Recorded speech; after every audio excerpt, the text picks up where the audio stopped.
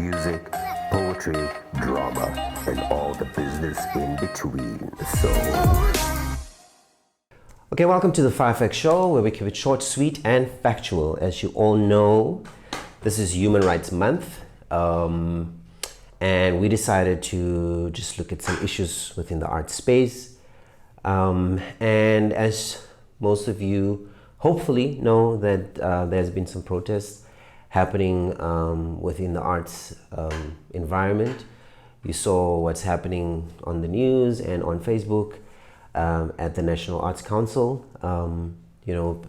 artists are sitting in, demanding certain things from the council in terms of paying out money, etc., etc. And the same thing is happening in different provinces. But let's specifically talk about the Free State. And the reason why I visited PACOFS yesterday, which is the Performing Arts Center of the Free State, is that there's a sit-in by artists in that space. And I think it is my responsibility as an artist as well to make sure that people understand what is happening in the space and why artists are doing these things, so that we don't make assumptions and have, we have first-hand information from the horse's mouth as to why artists are doing what they're doing, and also really call out to the industry and to the private sector and to people at large to support us as artists in this trying times, because you as the taxpayer, you pay money to these institutions, and we have to hold them accountable as to what they are doing with these funds. And I think it is important for you to hear this and to have an understanding as to what is going on, and not label this as another attempt by irresponsible people to just loot and do unnecessary things and just be extra, because sometimes artists can be labeled as we are extra, we don't want to take responsibility, we just want handouts, and to just really clear the air as to what is happening in this space. So I really want you to listen to this this interview and make your own judgment, but also let's rally together. Whether you're an artist or not, our work influences you, our work makes you feel good, so please be an ally within this space. So here goes. We are at PACOFS. My name is Mbuselo Ngoti.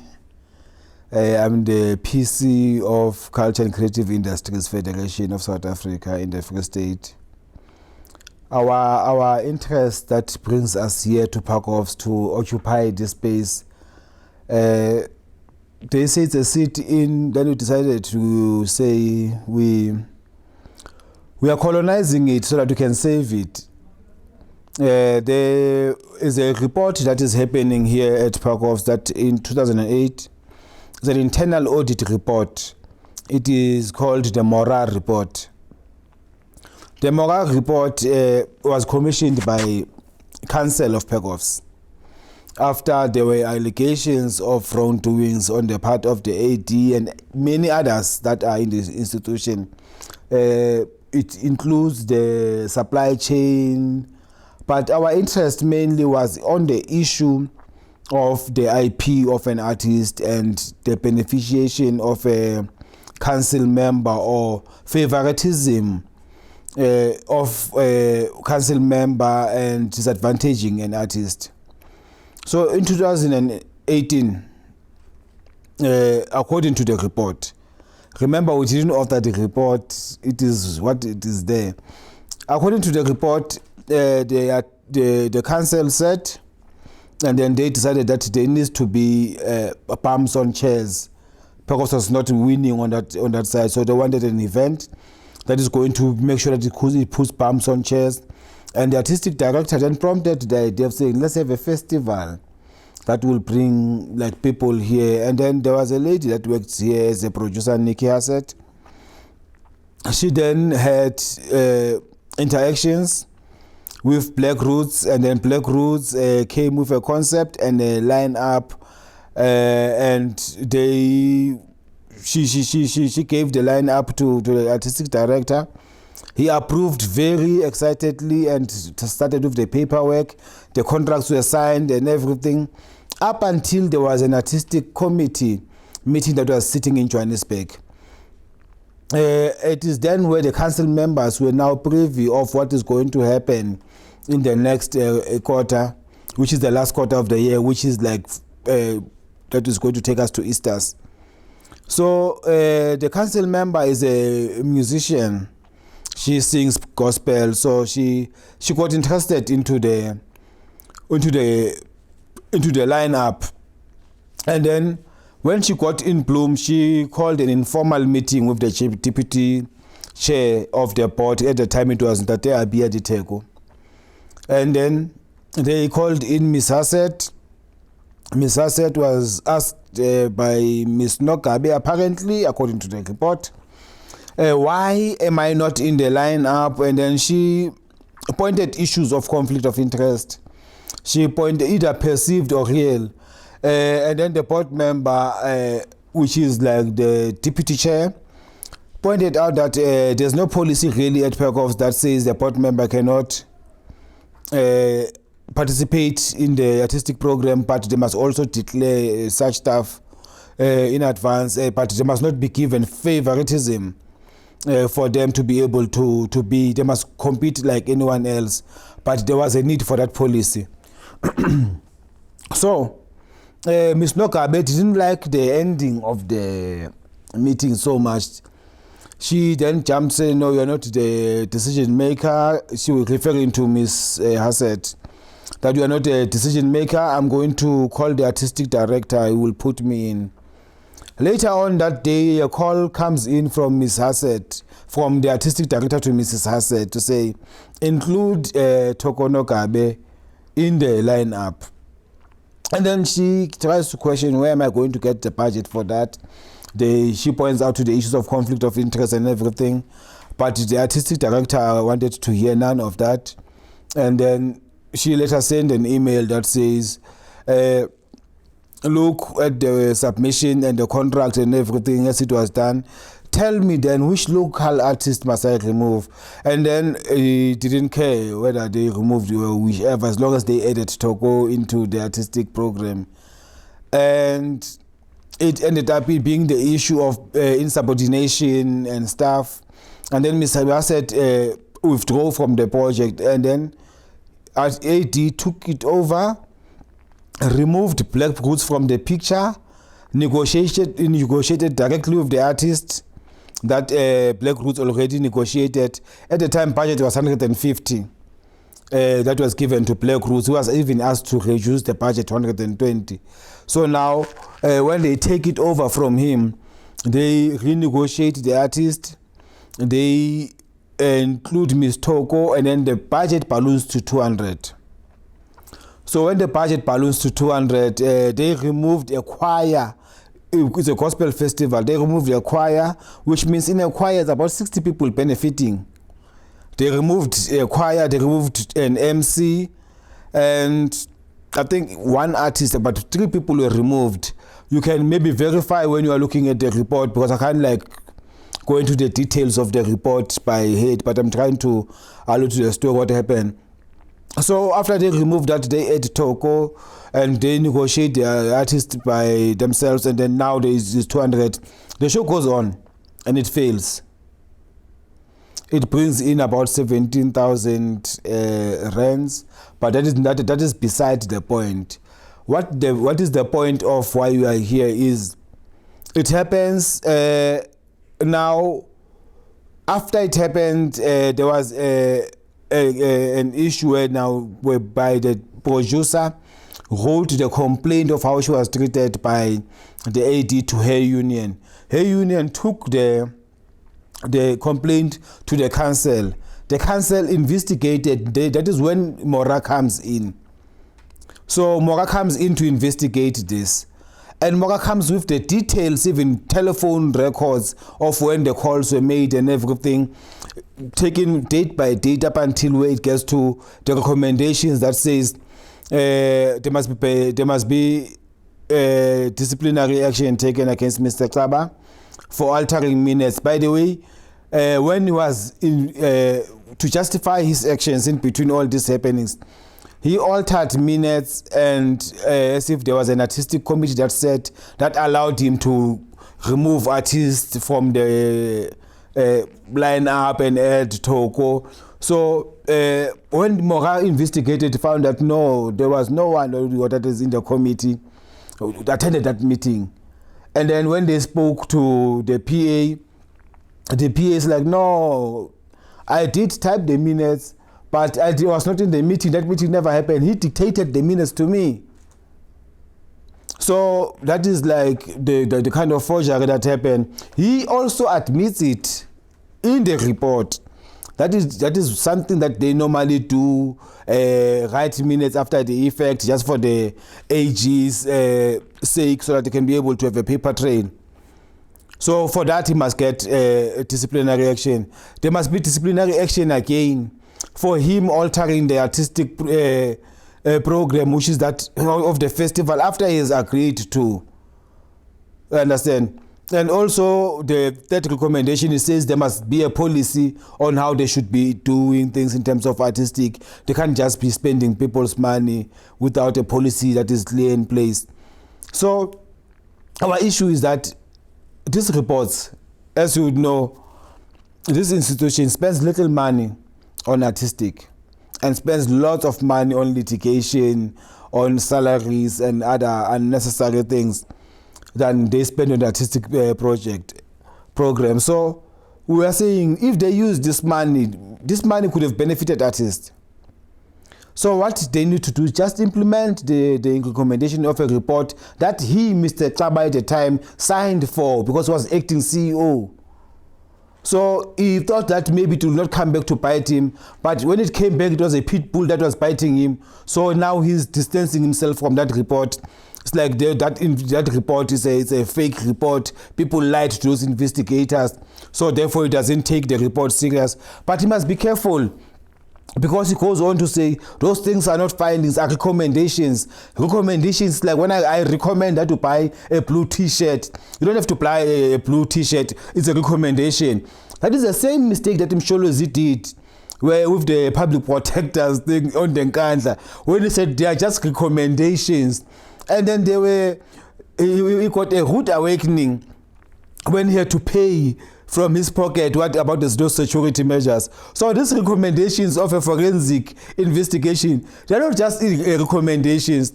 You can't spend money, public money, and then you say it's just recommendations. You understand? So our point of contention is that the council, this new council, must investigate, reopen that case, look into it, and Mr. Kaba must be put in suspension so that these processes can be able to unfold. So that is why we are here, and we spoke to the board via a representative. Firstly, when we got here, we asked that Mr. Kaba call the board chair. We explained why we are here exactly, about this report and what we need for him or for her to do. And that advocate Sato Moyeng agreed that she will look into the report, look into the minutes of the previous council, how they dealt with it, and then come back to us. But what is like funny is like, would they send a representative, Mr. Kingdom Mushonyane? I don't know Kingdom. I'm familiar with Kingdom. I've worked with Kingdom on several projects before he became a council member.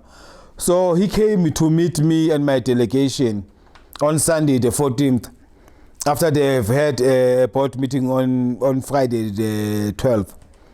And then he was adamant that they dealt with the recommendations of the Mora report. And we asked a simple question: give us a report of how you dealt with it. It is not you just arrived, because their last induction was on the 5th of March. And on the 5th of March is the day that I had a meeting, the initial meeting with Mr. Kaba. And then on the second week, on Wednesday, it is when we came to take over Perovs.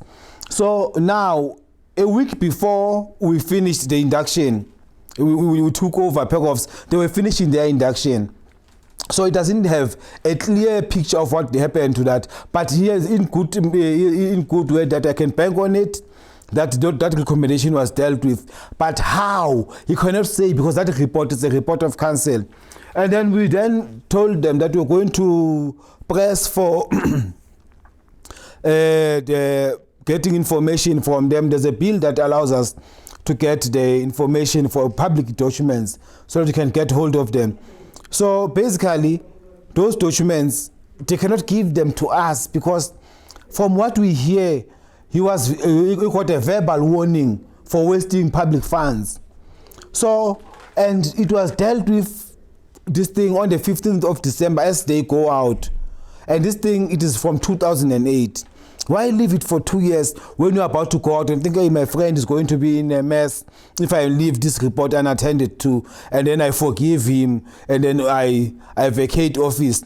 We are not fools. It's like these people who are going to sign contracts that are going to bind other people that are going to come into office, knowing that they will not be there. So we are here. That is why we are here. And we simply, with respect, saying, do what is good, do what is right, implement your report. Tell us you're going to implement your report, and then we're going to give Xaba a suspension letter, and Xaba is going to be out of the investigations and everything, and then not hinder with it. And then we will take our bags. Our bags are here, they are already packed. We are waiting for the day they come positively and say, today is the day we are dealing with Xaba, take your bags, we are going home. Then we miss our children. We'll go home and play with our children. They're sure they miss us too. But up until then, we'll remain here. And we will not move. The other thing is, after we've made such statements, the Premier of the Free State and the MEC, they came. We did not invite them. I want to make that clear. They came unprovoked to meet with us. We made a presentation similar to the presentation I'm making to you right now. We put the papers in front of them to say this is what is happening. So tell us if we are wrong. But we are taking this stance. It is out of character, but we are taking it because if we don't take this kind of stance, we are going to be in a position whereby this becomes a culture. When it becomes a culture, Jeff will put in a proposal at Pekoffs. They will do, maybe you want to do leave a hexi. They will take the proposal and say, wow, nice, leave a hexi. And then they do leave a hexi on their own, leave Jeff out and everything. And so the issues of IP are very sensitive. And as an artistic director, we must respect that. So we are trying to nip it in the bud so that whoever is going to come after him, because anyway he's leaving next year, whoever is going to come after him, they must know that you do not treat artists like that. So in conclusion, I'm trying to say, these are the issues. And we don't want anything more than what is right, that is commissioned by the industry's money. We're only saying those who are still not clear about the issue, so that I can be able to put them there. This is a document that you can be able to make available for people to read and make their own mind about it, and be able to, when they support us, they know why they support our stance. If they criticize us, they must know why they criticize us. They must not be emotional about this thing. It's not personal. In Tate Xaba, we treated him with respect. We didn't pull him by his shirt or anything. We came into his office. He asked that we use a bigger space. We took it to the choral rehearsal. It is there that we even, it's on our lives, on our page in Sipsamangaung, where we were saying to him, call the board chair and put her on a speaker. We were all asking all of this. We gave him water. We came back to his office and asked him to sign the contracts of artists because he's going to leave office, so that he doesn't delay the payments of artists that are working. We sat with him. He was happy. He was taking on for telephone calls. When he left, he went out up there and opened rooms for us and left his office open for us to sleep in. And then he asked permission to leave. We said, no, we are not going to hinder on your rights. We cannot hold you hostage. So he left, and he said we're going to come back to work the following day. We were sitting in the office because we were there the whole night, waiting for Mr. Xaba to clock. Then it became 4 o'clock. Mr. Xaba didn't pitch up until today. We did not chase Mr. Xaba out of his office. We just said, Mr. Xaba, do what is right for the artists that are here. Make sure that they get paid. So that when we deal with you, it doesn't affect artists. So he left, Mr. Xaba. It is not on our heads. But he's going to come back somehow, maybe to, you'll have to defend this case. And if he wins, we will be outside clapping hands for him when he comes back, because due process would have been done. All we want is due process to be implemented. Because like this, check my brother, there's a CEO here who's under suspension, Mr. Pedler. There's a Bonakute report that hits Mr. Pedler. Before anything else, Mr. Pedler was put into suspension and the disciplinary process is going. Mr. Xaba, there's a report that says the same thing about him. But this report that says something about Mr. Xaba, it is a report that says something before this one Bonakute came in. Why not do the same for Xaba if you see there are fair disciplinary processes that are put under PACOFs? So that is all we are saying. Let's have a fair disciplinary process. Let's have implement our reports, you know.